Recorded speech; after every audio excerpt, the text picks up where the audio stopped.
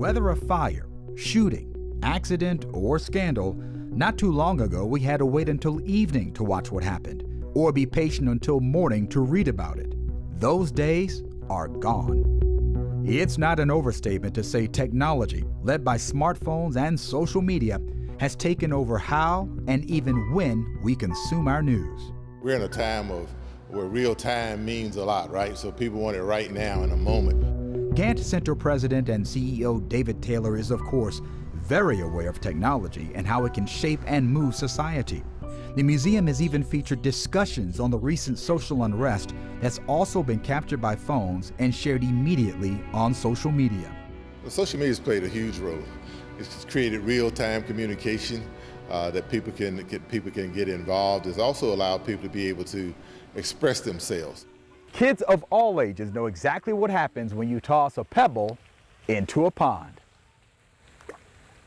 One small splash creates a ripple effect that can spread several feet. It's the same principle with a phone. This small device has the capability of impacting millions when it captures something compelling or even disturbing, except that ripple effect can turn into a wave of momentum and emotion simply by pressing post, send, or share. But let me tell you something right here. This 16, he's 16. He's 16. What we gonna do? You tell me. What we gonna do? This ain't the way.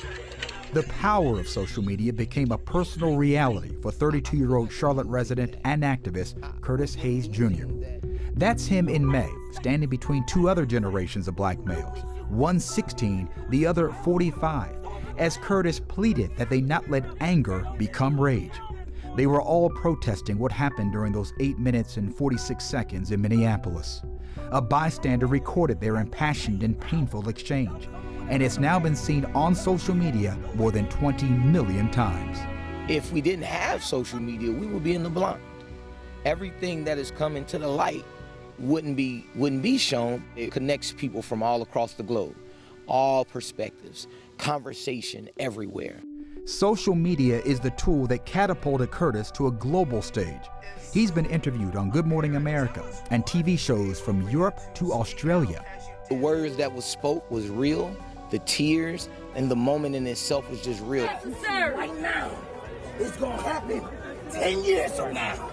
And at 26, you're gonna be doing the same thing I'm doing. You understand that?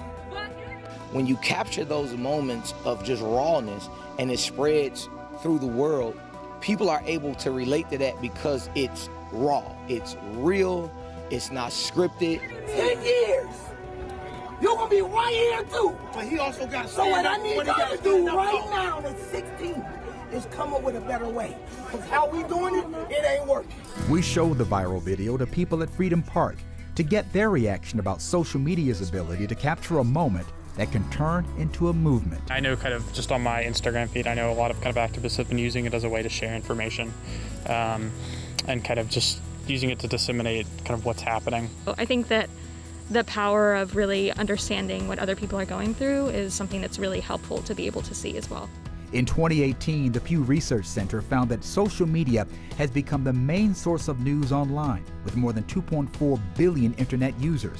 Almost 2/3 receive breaking news from Facebook, Twitter, YouTube, Instagram, and other social media sites instead of traditional media. A smartphone and social media platform means anyone can be a citizen journalist and share everything they choose. However, photojournalist Nancy Pierce cautions that's not always a good thing. Social media is a mixed blessing. We can spread the word faster, we can gather a demonstration together faster, but on the other hand, it lacks context.